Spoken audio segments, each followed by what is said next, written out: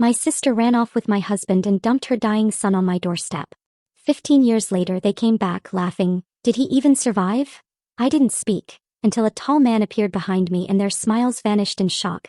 Could a single piece of paper shatter your entire world, leaving you to piece together the wreckage of a life you once knew? 15 years ago I stared at just such a note.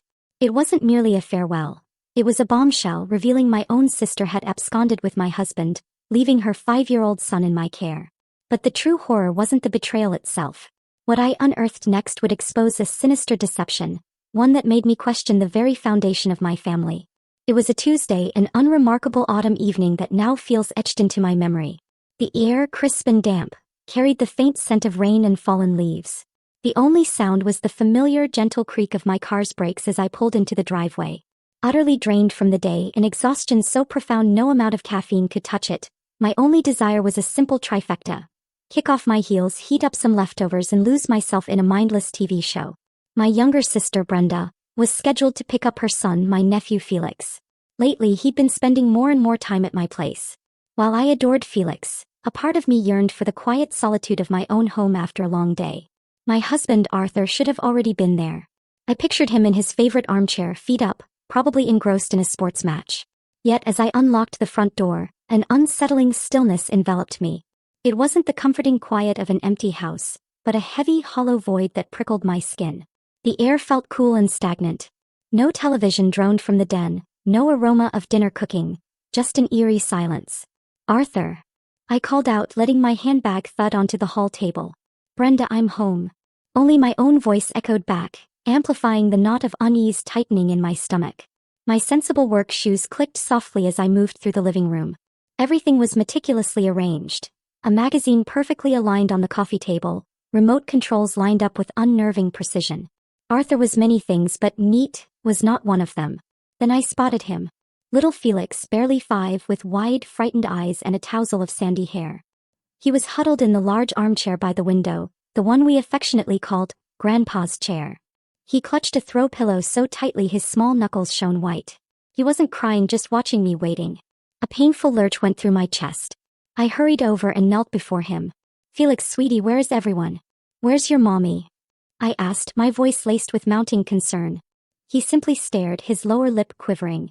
He looked so tiny and lost in that oversized chair. I brushed his hair from his forehead. It was damp, as if he'd been sweating. Is Uncle Arthur here? I whispered, my voice softer now. He shook his head in a tiny, jerky movement. Then, without a word, he uncurled one small hand from the pillow. In it was a tightly crumpled piece of paper. He held it out to me. I took the note, still warm from his touch. For a second I just looked at it, the knot of unease in my stomach hardening into a cold, crushing certainty. I knew with chilling clarity that whatever was written on that paper would irrevocably alter everything. And I was right. My fingers trembled as I unfolded it. It was Brenda's handwriting, those big looping letters that always seemed so cheerful, so carefree. But the words on the page were anything but, Eleanor, I'm so sorry to do this in a letter. I know it's cowardly.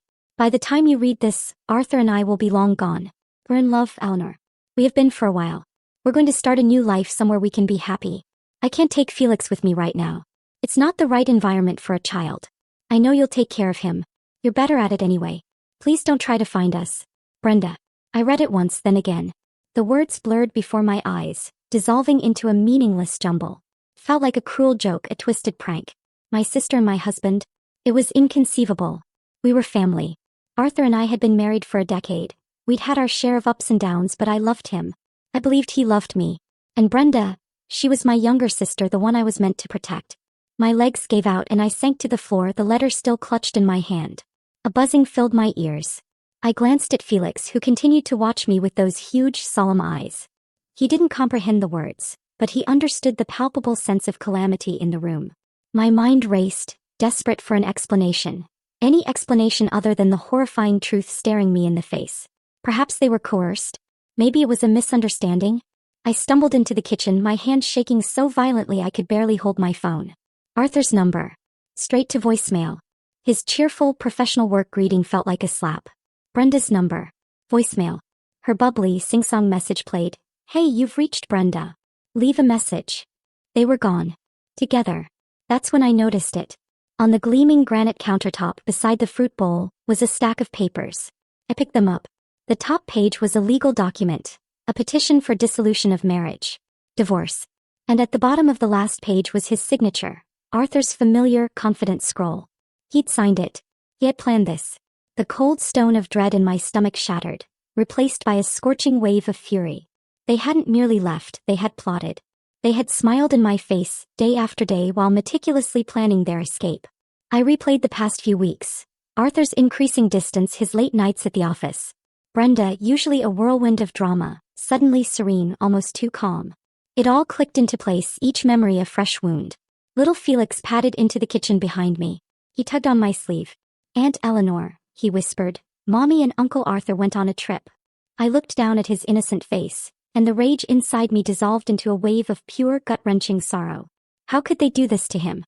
How could a mother abandon her child like a forgotten piece of luggage? I scooped him into my arms, burying my face in his soft hair. He was all I had left of my family, and I was all he had. To truly grasp the cruelty of Brenda's actions, you must understand the elaborate deception she wove months before her disappearance. It was the foundation of her entire escape, a masterpiece of manipulation built on my love for her and for Felix. I remember the day vividly. It was a Saturday in late spring. I was struggling with my notoriously pathetic tomato plants in the garden when Brenda's car screeched into the driveway. She practically tumbled out of the driver's seat, her face pale and streaked with tears. My immediate thought was an accident. "Brenda, what is it? What's wrong?" I cried, rushing to her. She collapsed into my arms, sobbing hysterically. "It's Felix," she choked out between gasps. "Oh God, Eleanor, it's Felix." I brought her inside, my heart thrumming. I settled her at the kitchen table and brewed her a cup of tea, my hands shaking. Felix was my world. The thought of anything happening to him was unbearable. Finally, after a few sips, she calmed enough to speak. She looked at me, her eyes wide with a terror that, in my naivete, I believed was real. "The doctors," she whispered, her voice barely audible, "they ran some tests. He has a rare blood disorder. It's terminal, Eleanor." The teacup slipped from my fingers, shattering on the tile floor. I didn't even notice. What are you saying?" They said he has 6 months, maybe less." She buried her face in her hands, her shoulders shaking with renewed sobs. 6 months? How am I supposed to watch my own baby die? I can't do it, Eleanor. I'm not strong enough. I see him and all I can think about is that he's leaving me. Every cough, every time he says he's tired, it's killing me. I was utterly devastated. For Felix, this beautiful little boy whose life was being cut so tragically short, and for my sister facing every parent's worst nightmare. I pulled her into a hug, letting her weep on my shoulder. "I'm so sorry, Brenda," I whispered, tears streaming down my own face. "We'll get through this. Whatever you need, I'm here. We'll get a second opinion.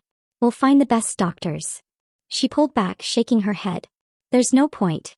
They said it's definitive. There's no treatment." She looked at me, her eyes pleading. "Eleanor, I can't be here to watch it. I know it sounds awful. I know I sound like a monster, but I can't." And then she delivered the line that sealed all our fates. Could you help me with him just for a little while? Let me have some time to process this. I just need a break from the constant reminder." Of course I said yes. What else could I say? My sister was falling apart and her son was dying. I told her to bring him over whenever she needed a break. I would do anything to ease her burden. I had no idea that I wasn't easing her burden. I was becoming her escape route. She wasn't a grieving mother. She was a brilliant, cold-hearted strategist, and she had just played me perfectly. After that day, my house became Felix's second home. At first, it was just for a weekend here and there. Brenda would drop him off on a Friday evening, her eyes red-rimmed and puffy. She'd hug me and thank me profusely, calling me a lifesaver. "I just need to not think about it for a couple of days, you know," she'd say, her voice cracking, "just to feel normal again." And I believed her. I'd spend the weekend doting on Felix, trying to fill his supposed last few months with as much joy as possible. We'd go to the park, build magnificent Lego castles that sprawled across the living room floor, and watch cartoons until we both dozed off on the couch. He was a quiet, sweet boy, and he seemed to tire very easily, which only reinforced Brenda's story in my mind. But then the weekends began to stretch. She'd drop him off on Thursday and not retrieve him until late Sunday night. Then it became entire weeks. Her calls grew less frequent. When I did manage to reach her, she sounded distant, distracted. "How are you holding up, Brenda?" I'd ask, concerned. "I'm fine," she'd answer, her voice flat. "Just busy trying to keep my mind off things." My husband, Arthur, was wonderfully supportive at first. "Whatever your sister needs, Eleanor," he'd say, ruffling Felix's hair. We're family. Looking back, his supportive act makes my stomach turn. He wasn't supporting me, he was facilitating his own affair. Every extra hour Felix spent with us was an extra hour he could spend with Brenda. The unease crept in slowly. One evening, my friend Laura called for a chat. "Hey, you'll never guess who I saw downtown," she said. "Your sister Brenda." She was at that new wine bar, the Grapevine, with a group of people laughing her head off. She looked like she was having the time of her life. A cold prickle of confusion ran through me. "Are you sure it was her?" "Positive. She was wearing that bright red dress you hate," Laura laughed. After I hung up, I sat in the quiet house for a long time. It didn't make sense. A grieving mother whose son had only months to live was out laughing at a wine bar? I tried to dismiss it, telling myself maybe she was just trying to force herself to be happy, just like she'd said. But the seed of doubt had been planted. The final straw came a few weeks before she left for good. She was supposed to pick Felix up at 6 on a Sunday.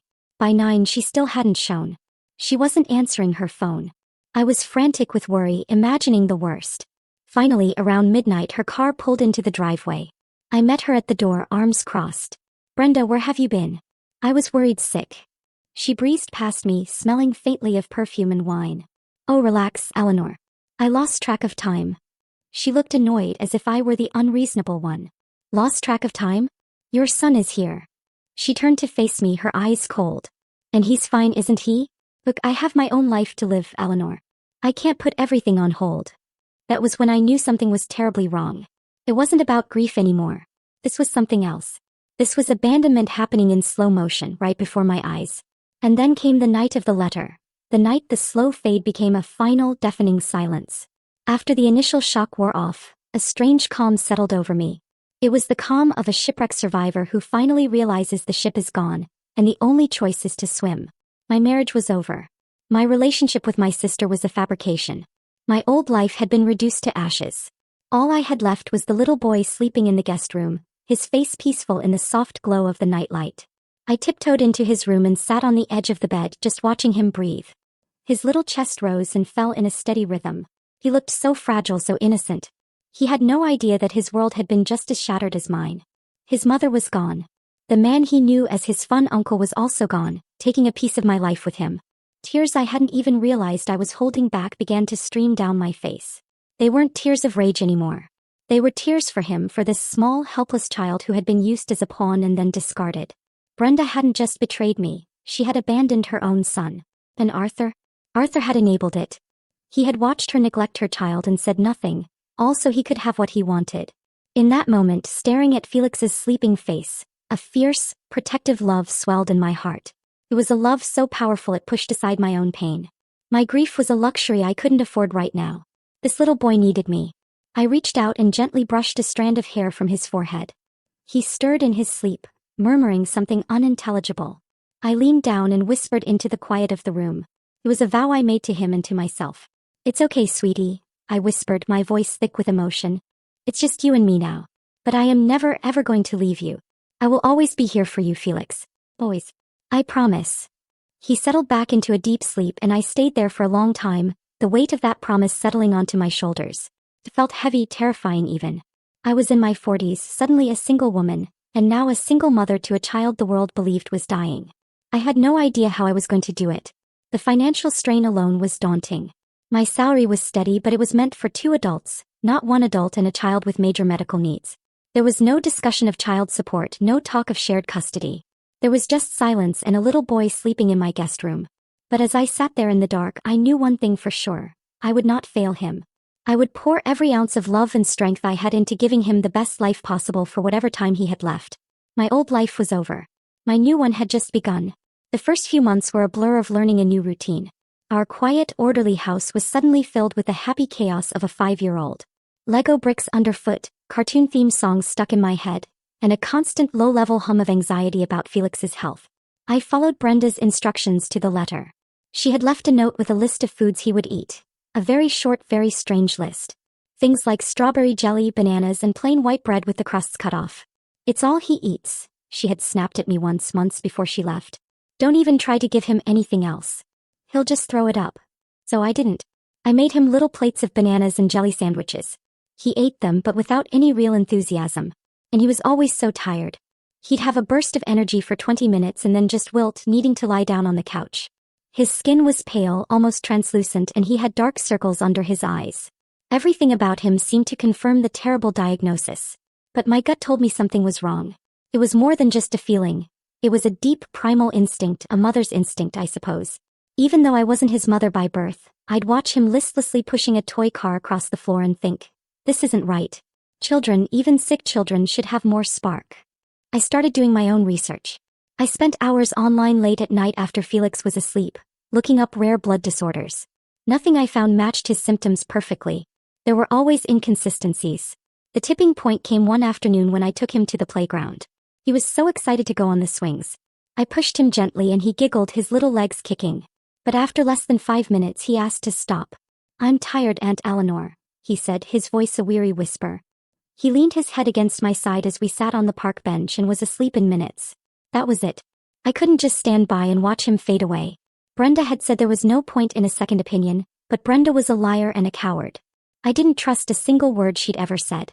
The next day I made an appointment. I didn't go to our local family doctor. I wanted fresh eyes, a top specialist. I found a highly recommended pediatric hematologist, Dr. Vance, at the city hospital. It was expensive. I had to use money I had been saving for years, a small inheritance my grandmother had left me. But it didn't matter. This was more important than any savings account. I bundled Felix up and drove us downtown. I remember sitting in the waiting room, my hands clammy, my heart thudding against my ribs. Felix sat on my lap, quietly looking at a picture book.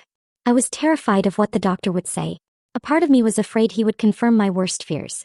But a bigger part of me was screaming that this was the right thing to do. I had to know the truth no matter how painful. Dr. Vance was a kind-faced woman with sharp, intelligent eyes. She listened patiently as I explained the situation, stumbling over the words as I recounted the diagnosis Brenda had given me. I watched her face carefully, but it remained neutral, professional. Then she began her examination of Felix. She was gentle and thorough, making him giggle as she checked his reflexes. She took his blood pressure, listened to his heart, and felt the glands in his neck. After she was done, she sent us down the hall for blood tests. Felix was brave, only wincing a little when the needle went in. We waited for what felt like an eternity. Finally, a nurse called us back into Dr. Vance's office. She had the results in her hand. My heart was in my throat. Dr. Vance looked at me, her expression serious. "Eleanor," she said, her voice gentle but firm. "I've reviewed Felix's blood work. We ran a comprehensive panel." I held my breath. She took a deep breath. "I'm not sure where your sister got her information, but Felix does not have a terminal blood disorder. He doesn't have any kind of blood disorder at all." The relief that washed over me was so intense it almost made me faint. It was like a physical weight had been lifted from my chest. I started to cry, silent tears of joy streaming down my face. Felix was going to live. He was going to be okay. But Dr. Vance wasn't finished. She leaned forward, her eyes full of a mixture of sympathy and anger. "However," she said, her voice dropping lower, "Felix is a very sick little boy.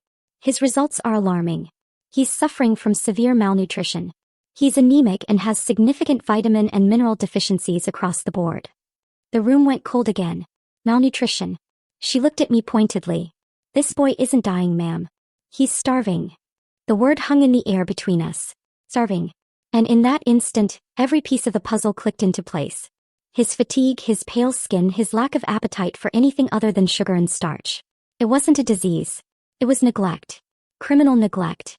The relief I had felt just moments before was replaced by a white-hot, blinding rage. Brenda hadn't just lied to me to get rid of her son. She had been systematically starving him. Whether out of ignorance or pure malice, I didn't know. And frankly, I didn't care. She had actively harmed him, endangering his life with her selfishness and deceit. That 6 months to live story wasn't just a lie to get me to take him. It was the potential outcome of her own parenting. My path forward was suddenly crystal clear. I was no longer just his caregiver. I was his rescuer. My consultation with a lawyer about the divorce papers Arthur had left would have to wait. My first and only priority was to undo the damage my sister had done. I was going to save this little boy. I was going to give him a life, a real one, full of health and love and everything his own mother had denied him.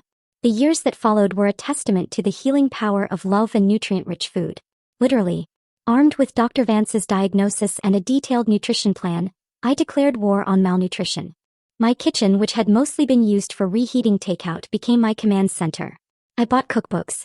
I watched cooking shows. I learned the difference between a simmer and a rolling boil. I became an expert on nutrient-dense foods.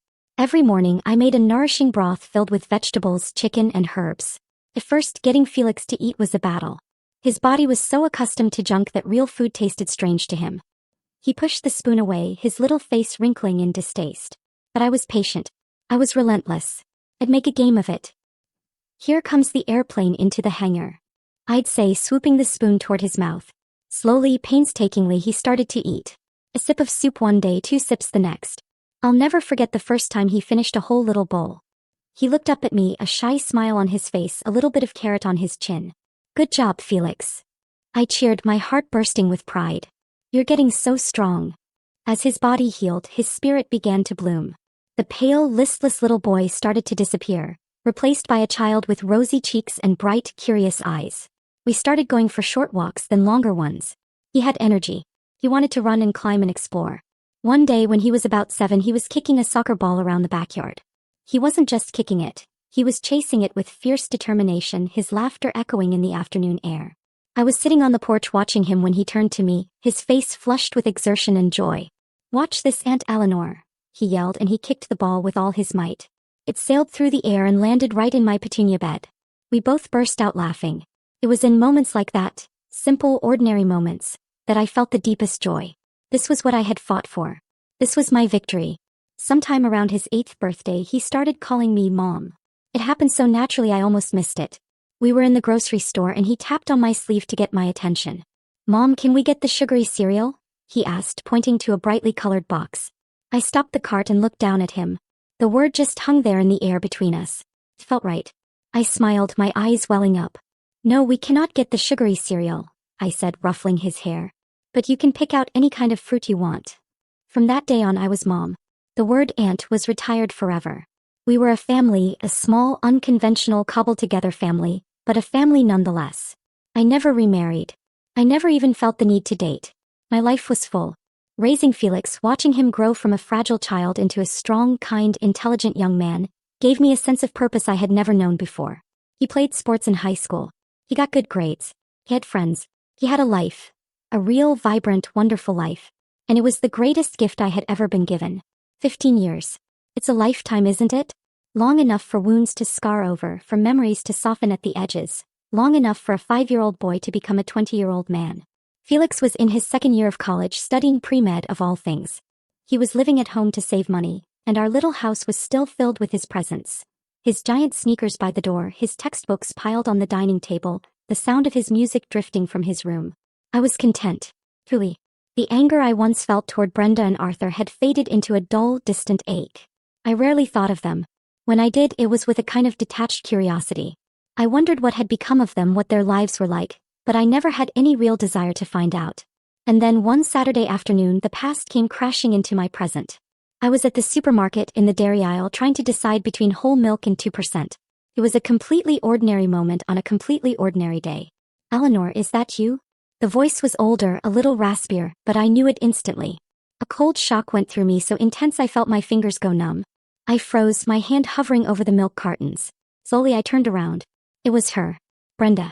She was heavier, with fine lines etched around her eyes and mouth. Her once bright blonde hair was now a brassy, faded color, but it was unmistakably her.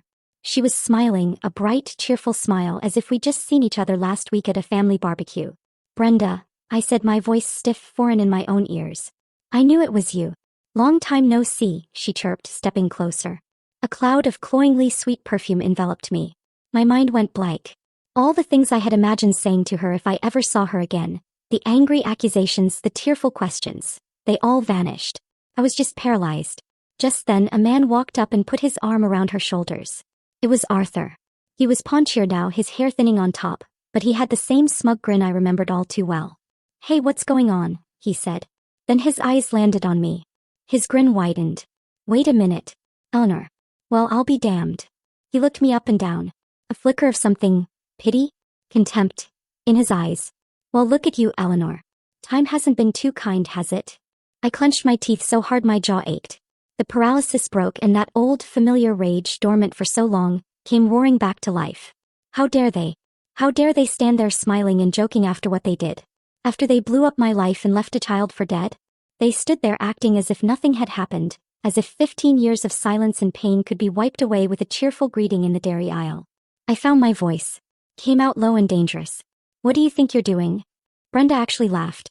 It was a light tinkling sound that made my skin crawl. Oh, come on, Eleanor. Don't be like that. It's been 15 years.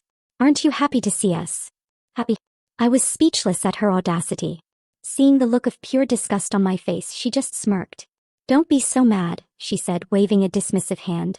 Let bygones be bygones. Besides, she added, her eyes glinting with malice, aren't you glad you got to spend all that time with Felix? Must have been nice for you having a kid around. Gave you something to do, right? My blood ran cold. She was trying to frame her abandonment of her own child as a favor to me. Arthur chuckled beside her, clearly enjoying my discomfort. Yeah, Eleanor. How is that little brat anyway? What was his name? Ben. Mike. His name is Felix. I snapped, my voice like ice. Right, Felix, Brenda said, rolling her eyes. That little failed experiment. Is he, still around? She said it casually, as if asking about an old car that was probably in a junkyard by now. They thought he was dead. Of course they did. They had left him to die and had simply assumed their plan had worked. The cruelty of it took my breath away. Still single, Eleanor? Arthur chimed in, his grin widening. Guess you missed your chance to find someone else. Brenda and I, though, were still madly in love. I didn't respond. I refused to give them the satisfaction of seeing me upset. I just stood there, my shopping basket clutched in my hand like a shield. My silence seemed to amuse them.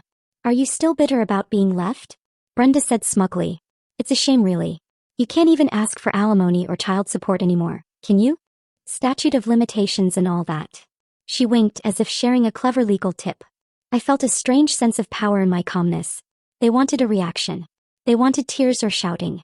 They weren't going to get it. Well, Brenda continued, looking bored now that she wasn't getting a rise out of me. Felix may have been a dud, but our daughter is perfectly healthy. She's a cheerleader, just turned 14. That word, daughter, caught my attention. It was the piece of information I didn't know I needed. The perfect, unexpected weapon. I turned my gaze to Arthur. You have a daughter? I asked, my voice neutral. He puffed out his chest with pride. Yep, she's the cutest thing you've ever seen. Born a year after Brenda and I got together. But as he spoke, I watched Brenda's face. Her cheerful mask had slipped. She looked nervous, uncomfortable, and I knew with absolute certainty that there was more to this story. I had them. I let the silence hang in the air for a moment, watching Brenda's composure crumble. So, you got pregnant right after you left, huh? I asked, my eyes locked on hers. Her expression hardened. Arthur, oblivious, jumped in to defend her honor. Of course she's mine. Like I said, born a year after we started our new life together. At his words, Brenda flinched. A tiny, almost imperceptible movement, but I saw it. Her nervous expression told me everything. Something wasn't adding up. I took a small step back, creating distance. Well, that's questionable, Arthur, I said calmly. His smile faltered. What's that supposed to mean? It means, I said, letting each word land with deliberate weight, that while Brenda was leaving her sick son with me, she wasn't just sitting at home grieving. She was meeting all kinds of people. Arthur's face shifted from confusion to shock. He turned to Brenda. What is she talking about? I didn't let Brenda answer. I spoke directly to Arthur. You want to know what I did after you two ran off? After I dealt with the initial shock of the divorce papers and the abandoned child, I hired a private investigator just for a month. I wanted to know what I was dealing with, and he found out a lot. Brenda's face went pale. You did what? He told me all about Brenda's afternoons off, I continued, my voice steady and cold. While you were at work, Arthur, thinking she was exhausted from her job and a grieving mother, she was out having fun, going to bars, restaurants with other men, letting them pay for her expenses. All while pretending to be a devoted mother to me, and a devoted partner to you. No way, Arthur muttered, his face ashen. He looked at Brenda, who was staring at the floor. We spent weekends together. How could she have had time during the weekdays? Because Arthur, I explained patiently as if to a child, while you were earning a living. I turned my attention back to Brenda. You told him you were exhausted from working for Felix's sake, didn't you? That was a good one. Arthur looked at his wife, utterly stunned. Is that true? Was I just convenient? Was I just your ATM? Brenda stayed silent, avoiding his gaze, clearly wishing the floor would swallow her whole. Let me guess, I added, my voice dangerously soft. Arthur was just the most financially stable of the bunch, wasn't he? The one with a good job and a steady salary. Stop it. Brenda shouted, her eyes wide with panic.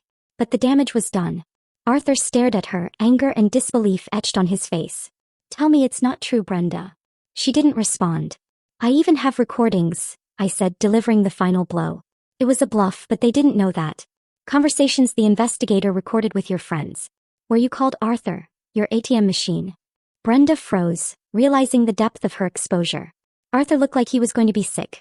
His voice trembled with rage. So our daughter might not even be mine? That's ridiculous. Brenda grabbed Arthur's arm, desperate. She's yours, Arthur. Of course she's yours. But her protests were weak, her panic palpable. Arthur didn't look convinced. You can easily find out, I suggested mildly. A simple DNA test would clear it all up. Brenda's face went completely white. Her confidence had crumbled to dust. No, there's no need for that. She's his daughter, she insisted frantically. But it didn't matter anymore. Her denials were meaningless. Arthur's trust in her was shattered. And my work here was done. I had come for milk. I was leaving with justice. Whatever you two decide to do is your business, I said firmly, my voice cutting through Brenda's frantic protests. But remember this, I raised Felix with love and care. And that is something you can never take away. I turned to leave, feeling a sense of closure I hadn't realized I was missing. But just as I took a step, I heard a calm, familiar voice behind me. Mom, are you ready? I turned and smiled, my heart swelling with a fierce, protective pride. Oh, Felix, I'm sorry to keep you waiting. He walked over to me, tall and confident in a well-fitting suit. He'd just come from a university function. He put a comforting hand on my shoulder. It's okay. Let's go. Brenda and Arthur stared at him, their mouths hanging open. They were struggling to reconcile the competent, healthy young man standing before them with the frail, dying child from their memories. Wait, Brenda whispered, her voice trembling as she pointed a shaky finger at him. Is that Felix? He stood tall, his gaze steady. He looked nothing like the child she had abandoned. Yes, I said, my voice ringing with pride. This is Felix. He's 20 now and he's thriving. Felix's calm, clear voice followed mine. It held no anger, only a chilling certainty. I remember everything, he said, his eyes fixed on the two people who had created him and then thrown him away. Even though I was young, I know who you two are.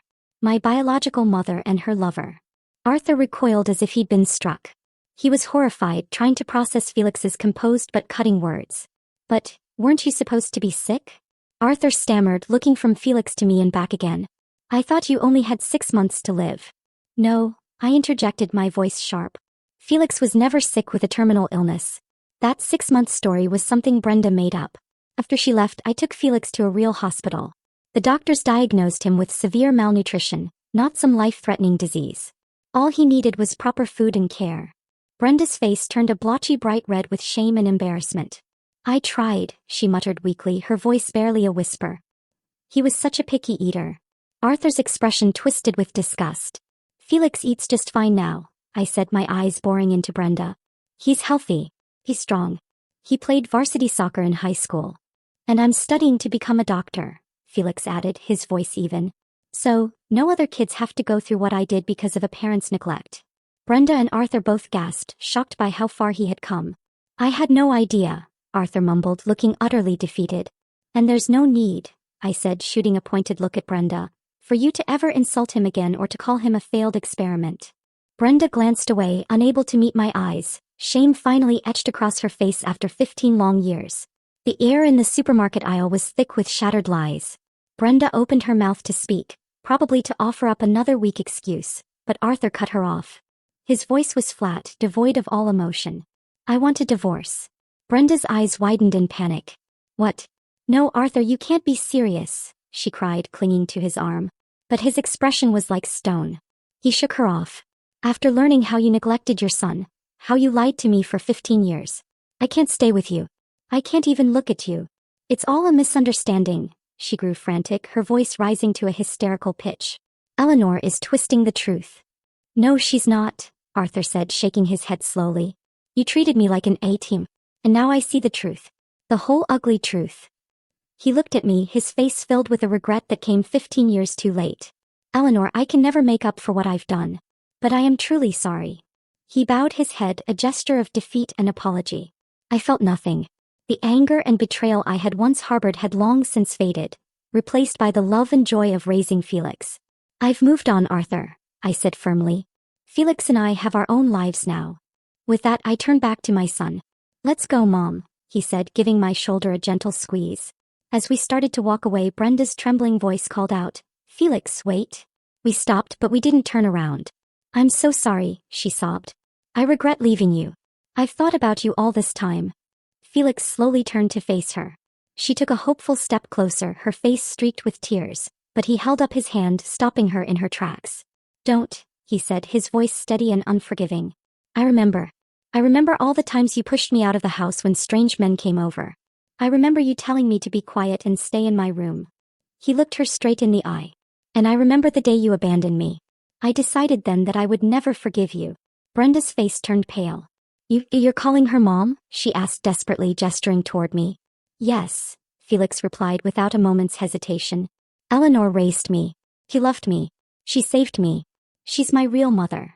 Brenda stood frozen, the last flicker of hope dying in her eyes. She finally understood that there was no chance of reconciliation. There was nothing left for her here. Don't ever try to see us again, Felix said firmly. It wasn't a request. It was a command. And just like that, we walked away. We left the wreckage of their lives behind us on that cold tile floor. We never looked back. The fallout from that day in the supermarket was swift and absolute. Through my friend Laura, who still had ties to my old neighborhood, I learned that Arthur kept his word. He hired a lawyer and insisted on a DNA test for their daughter. The results came back precisely as I had suspected. The girl was not his. The divorce was brutal. Arthur sued Brenda for damages for fraud for 15 years of lies. With my testimony to bolster his case, she stood no chance. He secured the house, the savings, virtually everything. She was left with nothing but the clothes on her back and the profound consequences of her own choices. I heard she attempted to spread malicious rumors about him, but it only backfired, leaving her utterly isolated.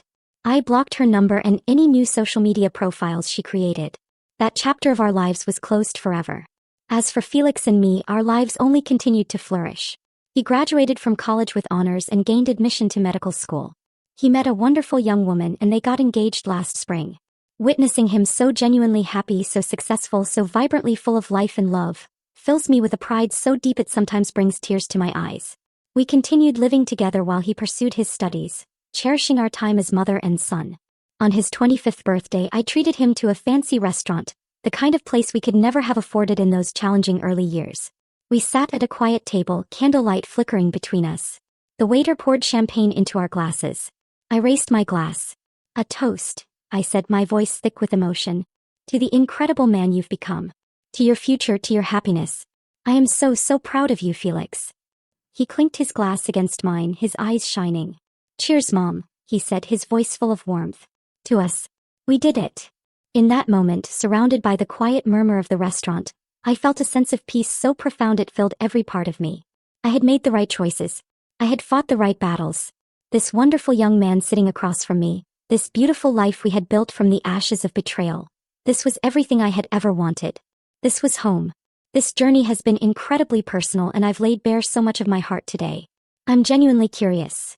If you found yourself facing such a profound family betrayal, where would you even begin to pick up the pieces? How would you find the strength to rebuild your life from scratch? Share your thoughts below. I truly want to hear what you think.